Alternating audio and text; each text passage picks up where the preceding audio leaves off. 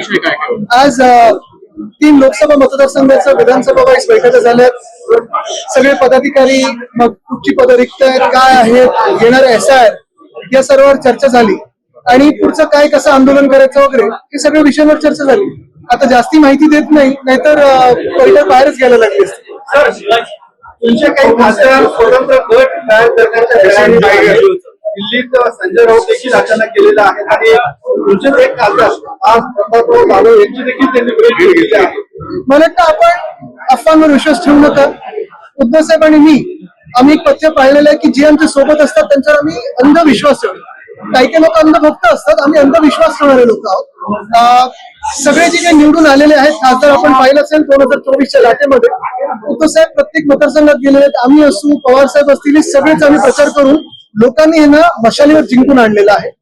महत्वाची गोष्ट म्हणजे कालच्या आमच्या बैठकीमध्ये आपण पाहिलं असेल सगळेच लोक काही तिथे उपस्थित होते, काही ऑनलाईन उपस्थित होते आणि हे सगळे लोकांनी विश्वास ठेवून मतदान केलेलं आहे आणि सगळे सोबत आहे. फक्त आदेश पाळतो ऑनलाईन कुठून आलं अरे मग ऑनलाईन येणं चुकीचं काय, कोणाचा त्रास असेल ना. उमराजेंशी काल आमचं बोलणं झालं होतं. उमराजे होते, त्यांचं म्हणणं असं होतं की मुलाला ऍडमिट केलं पण मी नाराज नाहीये. पण बाकीचे खासदार काल रात्री आमची जी जिल्हा प्रमुखांची झूम कॉल झाला त्याच्यात सगळे होते. आता तिथे बोललेच होते त्या कॉन्फरन्स मध्ये. कालच्या बैठकीमध्ये उद्धव साहेबांनी काही इन्स्ट्रक्शन दिलेले आहेत, त्यांना असं देखील इनपुट्स आहेत की काही लोक फुटू शकतात. आमदार जेव्हा फुटलेले 40 तेव्हा सुद्धा इनपुट होते, मात्र तरी देखील उद्धव साहेबांनी तेव्हा कुठेही प्रेशर टॅक्टिक्स केले नाही, कुठेही कुणाच्या फायली शोधल्या नाही करप्शनच्या. आता देखील तशीच परिस्थिती दिसते, कारण आपण वेगवेगळ्या राज्यांमध्ये बघतोय की काय परिस्थिती आहे. अनेक खासदार दिसत आहेत. आपण काय करतात? एक तृणमूल काँग्रेसबद्दल पाहिलं असेल 20 खासदारांनी वेगळा गट फॉर्म करण्याचा प्रयत्न केलेला आहे. ही सगळी एहसान फरामोश लोक आहेत. जिंकले ममता दिदींच्या नावावर आणि आता लगेच सरकार बदलनंतर टुपुक उड्या मारून पळतात. एक महत्वाची गोष्ट आहे की आमची केस जवळपास आता 4-4.5 वर्ष चालू आहे. राष्ट्रवादी काँग्रेसची देखील केस तेवढीच वर्ष चालू आहे. तसं पाहायला गेलं तर संविधानामध्ये ही खूप मोठी तरतूद आहे, मोठी घटना आहे की एखाद्या पक्षाचं फुटून चोरून कोणीतरी ते नाव चोरू शकतं, निवडणूक आयोग त्यांना सिम्बॉल देखील देऊ शकतं. ही खूप मोठी गोष्ट आहे. आमचं म्हणणं एकच आहे, आत्ताचे जे पूर्ण आदर ठेवून सांगतो सरन्यायाधीश आहेत त्यांच्या म्हणण्याशी आम्ही पूर्ण सहमत आहोत की justice delayed is justice destroyed. आणि तो जस्टिस डिस्ट्रॉय होताना दिसतोय का आपल्या देशामध्ये? आपलं लोकशाही डिस्ट्रॉय होत दिसतंय का? पण हा ह्याच्यावर पण आपण विचार करणं गरजेचं आहे.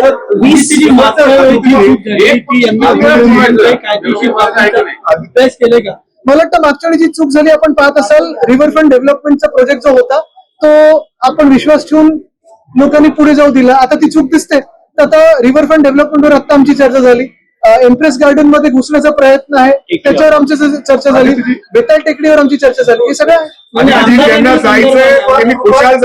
मला वाटतं आपण एका विषयावर जास्ती चिकटून न राहता ऐका ना, मला तर भूमिका पूर्ण करा. महत्वाची गोष्ट एकच आहे की ह्या एका राजकीय गोष्टीवर चिकटून न राहता महाराष्ट्रात अनेक विषय आहेत, देशात अनेक विषय आहेत आणि त्याच्यावर पण आपण चर्चा करणं गरजेचं यांनी देखील दावा केला की तुमचे 7 खासदार त्यांच्या संपर्कात आहे. पावसाळी अधिवेशनानंतर त्यांचं ऑपरेशन टायगर हे पूर्ण होईल असं तुम्हाला जिने सांगा. परत निवडणूक लढवून दाखवा आणि जिंकून दाखवा. मला वाटतं त्याच्यात जायचं नाही. मला ते कसे त्यावेळी पण जिंकलेत, कसं आम्ही प्रचार केला वगैरे त्याच्यात जायचं नाहीये. मुद्दा हाच आहे. मी तुम्हाला सांगतोय या राजकीय घडामोडी ज्या आहेत, पक्ष तोडण्याच्या, पक्ष फोडण्याच्या, कोण कुठे उड्या मारतंय, कोण काय होतंय, हे देशात सगळीकडे चालू आहे. बरोबर आहे. 2/3 मेजॉरिटी प्राप्त करण्याचा भाजपचा प्रयत्न आहे. पण ते पुढे गेल्यानंतर काय काय होणार आहे? प्रेस फ्रीडम मध्ये आपण आता कुठे आहोत? डेमोक्रेसीमध्ये कुठे आहोत? आपण जगातली सर्वात मोठी लोकशाही होतो आता आहे असं वाटत नाहीये. आणि देशात एका बाजूला जर आपण नुसतं ही राजकीय चर्चा बोलत राहिलो आणि लोकांच्या विषयावर चर्चा नाही केली तर लोक आम्हाला निर्लज्ज समजतील. आज वाढतंय ते महागाई वाढत आहे. आज आपण पाहतोय नीटचा पेपर फुटतोय. आज सीबीएसईचा पेपरमध्ये घोळ झालेला तो पाहतोय. महागाई सोबत गॅस, डिझेल, पेट्रोल काय इथेनॉलचं भूत लोकांसमोर लावलेलं आहे. आता हे करत असताना जर आम्ही नुसतं राजकीय बोलत राहिलो तर लोक बोलतील आम्ही तुम्हाला तरी मतदान करतो. लोकांना प्रश्न पडला 2022 डायरेक्टली पण बोलतात. इतके देखील राजस्थानमध्ये आता धक्काबुक्की मारहाण झाली. त्याच्यावर मला थोडी माहिती घ्यायला लागेल कोणी काय केलं, पण जे कोण त्यांच्याशी त्यांना घाबरतात किंवा जेन्झीला घाबरतात तेच असं काही शेतकरी कर्जमाफीचा प्रश्न आहे साहेब. रोहित पवारांनी 4 दिवस जवळपास आंदोलन केलं. काल गिरीश महाजन स्वतः गेले. अटी ज्या आहेत त्या कमी करून, निकष कमी करून कर्जमाफी. तुम्हाला वाटते सरकार कर्जमाफी करेल येणाऱ्या 31 तारखेपर्यंत? आपण दोन फरक पहा. पहिली जी आम्ही 2019 साली केली होती ती 2019-20 साली त्याला आम्ही कर्जमुक्ती बोलत होतो. माफ कोणाला आपण करतो तर गुन्हेगार करतो. गुन्हेगार काही शेतकरी आहेत आपले, काही शेतकरी म्हणजे आपला अन्नदाता. गुन्हा केले कोणी?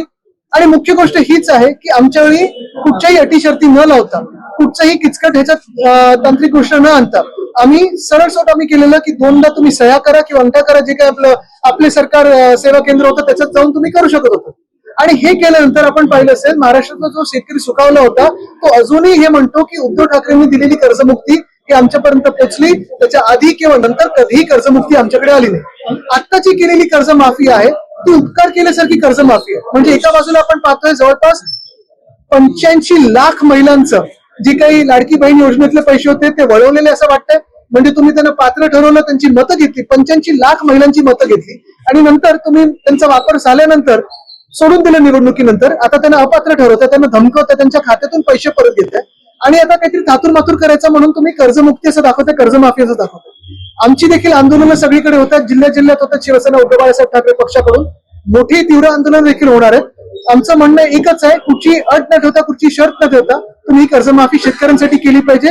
मग भले ते 2017च्या ह्याच्यात आले असो किंवा 2019च्या ह्याच्यात. 2019-20ला पण 6 वर्ष झाली ना. आज याच्यावरची बैठक घेतली. कृषी मंत्री कोण आहेत? महाराष्ट्राला विचारा, आठवतात का कोण कृषी मंत्री? तुम्ही वेता टेकडीचा विषय जो घेतला होता त्याच्यानंतर वेता टेकडीचा जेव्हा विषय घेतला होता, आत्ताचा ज्वलंत मुद्दा पुण्यातल्या पर्यावरणाचा आहे. रस्ता रुंदीकरणासाठी हजारो झाडांची कत्तल होती. गणेश खिंडचा तो रस्ता आहे आणि त्याची झाडं लावण्यासाठी महापालिका प्रशासन असेल, मेट्रो प्रशासन असेल, कुठेतरी उत्तरं जी आहेत ती सर्वसार्व करताना दिसतात. पुन्हा एकदा हा मुद्दा तुम्ही उपस्थित करणार आहात? निश्चितपणे करणार आहोत. आम्ही हा प्रश्न विधान भवनात देखील घेणार आहोत, खूप अग्रेसिव्हली घेणार आहोत. पुण्यातला वेटाळ टेकडीचा विषय आहे, तो HCMTRचा विषय आहे, मग परत गणेश खिंडीचा विषय आहे, आता बॉटॅनिकल पार्क जे आहे त्याचा आहे, एम्प्रेस गार्डनचा आहे, रिव्हरफ्रंट डेव्हलपमेंटचा आहे. मुख्य गोष्ट ही आहे, परत तुम्हाला सांगतो, मी पर्यावरण मंत्री असताना इथे येऊन पाहणी केली होती. सलीम अली बर्ड पार्क, तिथे आता राडा रोडा पडलेला आहे, तो आपण पूर्ण राडा रोडा काढून रिवाईव्ह केलं होतं. रिव्हरफ्रंट डेव्हलपमेंट तो विषय थांबवून खऱ्या काय ब्लू लाईन रेड लाईन आहेत ते आपण रिवाईव्ह करत होतो. तो अभ्यास करून मग आपण रिव्हरफ्रंट डेव्हलपमेंट खरं जे आहे सस्टेनेबल डेव्हलपमेंट, शाश्वत विकास, तो आणणार होतो. तसंच वेताळ टेकडीला मी पूर्णपणे स्थगित केलं होतं आणि सरकार असो किंवा नसो त्या विषयाला आम्ही चिकाटीने घेऊन, जिद्दीने घेऊन लढत आहोत. आता पुढे हे जे काही विषय गणेश खिंडीचा असेल किंवा आतापर्यंत गेल्या 4 वर्षामध्ये किंवा गेल्या 10 वर्षामध्ये जेवढे काही मोठे प्रकल्प आलेले आहेत याचं एफॉरेस्टेशन कुठे झालंय का, ट्रान्सप्लांट झालं असेल तर ती स्कॅम झालंय की खरोखर ट्रान्सप्लांटेशन झालंय, हे पण काय माहिती घेणं गरजेचं आहे. पुण्यावर पाणी कपातीचं संकट आहे पुण्यावर. आजपासून 1 दिवसाआड पाणी. जलसंपदा मंत्री सांगतात की 21 ऑगस्ट पर्यंत पुरेल इतकं राज्यात पाणी आहे, धरणसाठा आहे. मग घोडं कुठे अडते? आता दोन्ही गोष्टी बघा तुम्ही. एका बाजूला सरकार आपल्याला सांगतं विजेचं पण सरप्लस आहे, नेट सरप्लस आहे, पण लोड शेडिंग तर चालू आहे, ट्रिपिंग चालू आहे. दुसऱ्या बाजूला आता हे जे काही सांगतात की ऑगस्ट पर्यंत पाणी पुरेल असं एवढं पाणी आहे, पण आता पुण्यात 1 दिवस आड म्हणजे कदाचित इथेनॉलला जास्ती पाणी देतील अशी भीती वाटायला लागली, कारण इथेनॉल 100% फाईल साईन झाली. पण मुख्य गोष्ट ही आहे की कदाचित सरकार आज रात्री येऊन 8 वाजता तुम्हाला आश्वासित करेल की पुरेसं पाणी आणि पुरेसं वीज हे तुम्हाला 2047च्या साली 100% मिळेल. पण एकच सॉरी, मी तुम्हाला परत एकदा एका महत्वाच्या विषयावर आणतो, मग विधान परिषद येतो. तुम्ही पाहिलं असेल विधान परिषदेत घाणेरडं राजकारण झालं, जिल्हा परिषद असेल किंवा आता जे काही चालू आहे, परत पक्ष फोडण्याचं राजकारण असेल, खासदार आमदार फोडण्याचं असेल, नगरसेवक असेल, हे सगळं एका बाजूला भाजप जेव्हा ह्याच्यात व्यस्त आहे, सगळे सत्ताधारी पक्ष व्यस्त आहेत.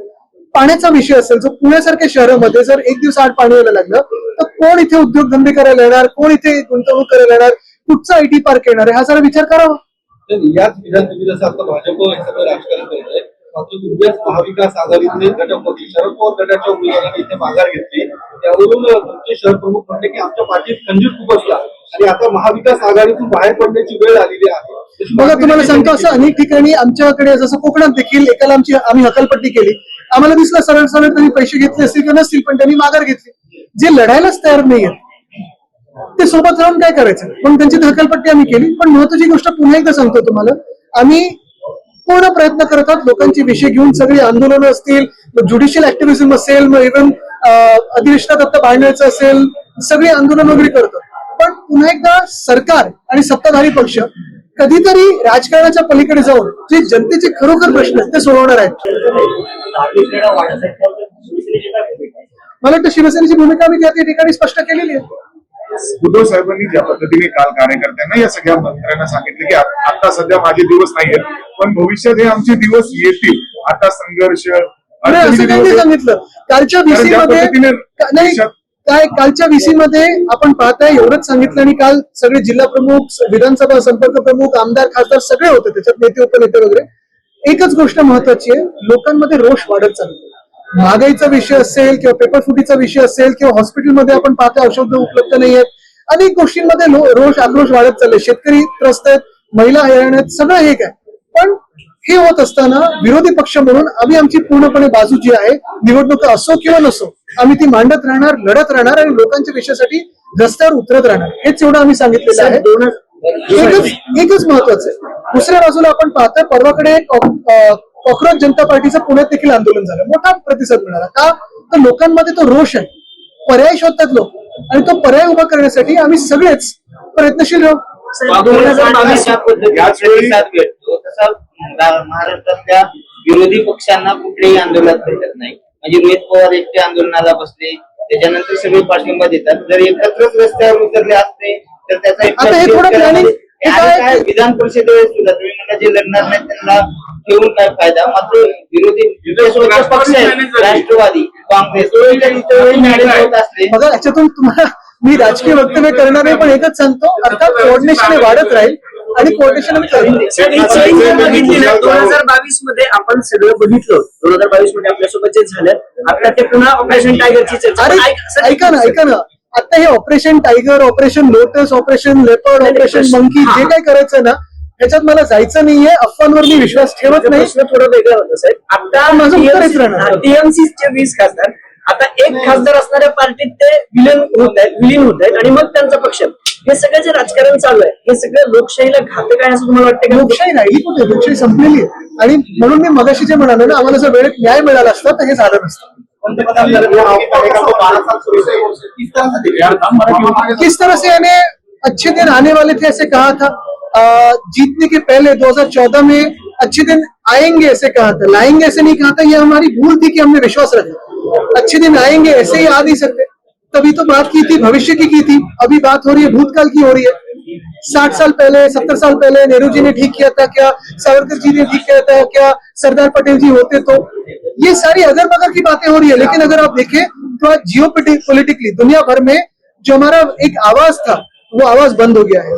देश में भी अगर आप देखें तो महंगाई पे हो या कुछ भी हो, ये सारी चीजें छोड़ के सब पे मन की बात हो रही है. लेकिन लोगों के मन की बात कब होगी? आज केंद्रीय मंत्रिमंडल ने कहा कि कांग्रेस के कार्यकाल में महंगाई ज्यादा थी, अभी महंगाई कम है. वो शायद शीर्षासन कर रहे होंगे और तब उनको सब उलटा दिखा होगा. मुद्दा असा आहे, बाळासाहेबांच्या काळात कुठला आमदार खासदार फुटला तर शिवसेनेत त्याला रस्त्यावर ठोकून आता करायचं. जाऊ दे ना, जर तर मध्ये तुम्ही हाती घ्या, आम्ही सगळे तुमच्या सोबत येऊ. सरकार ने अभी तक कर्जमाफी नहीं दी. निकष भी लगाया. सरकार ने बहुत सारी कर्जमाफी को निकष भी लगाया. ऐसे तो बहुत सारी चीजें की ना. अगर आपने देखा होगा, पहले तो मुझे लगता है किसी का स्टेटमेंट है, बीजेपी प्रेसिडेंट का तब स्टेटमेंट है कि परसों ही में पढ़ रहा था, आने के बाद इनकम टैक्स और बहुत सारे टैक्सेस 2014 के पहले कहते थे ये हम निकाल देंगे. अभी एक बात तो की उन्होंने इनकम लोगों का निकाल दिया, टैक्स तो बढ़ाते रहे. हाँ, तुमची जर्सी फिफा वर्ल्ड कप तुम्ही फॉलो करत असाल, मुंबईचे तुम्ही अध्यक्ष आहात. 140 कोटी जरी जनता आहे आपल्या देशाची. असे अनेक देश आहेत फिफा मध्ये, 1 लाख 2 लाख अशी पॉप्युलेशन आहे.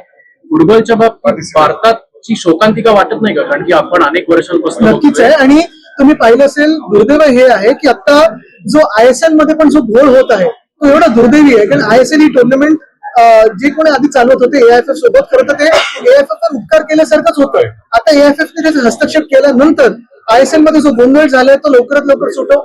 व्हर्टिकल मोबिलिटी जी आहे, ISL असेल, मग प्रीमियर आपलं हे जो लीग आहे इंडियन लीग वगैरे, हे सगळं आय लीग, तो नीट व्हावा ही इच्छा आहे. आणि आम्ही जे काही प्रयत्न करतो. दुसऱ्या बाजूनी सरकारकडून पण मोकळी मैदानं ही वाढावीत. मुंबईमध्ये तर आम्ही जे मध्ये आंदोलन केलं 3 रिक्रिएशन ग्राउंड, त्याच्यात एक फुटबॉलचं अधिकृत ग्राउंड, ते बिल्डरच्या घशात घालत होते. त्याच्यात मी आंदोलन केलं, आम्ही सगळ्यांनी केलं, ते वाचवू शकलो.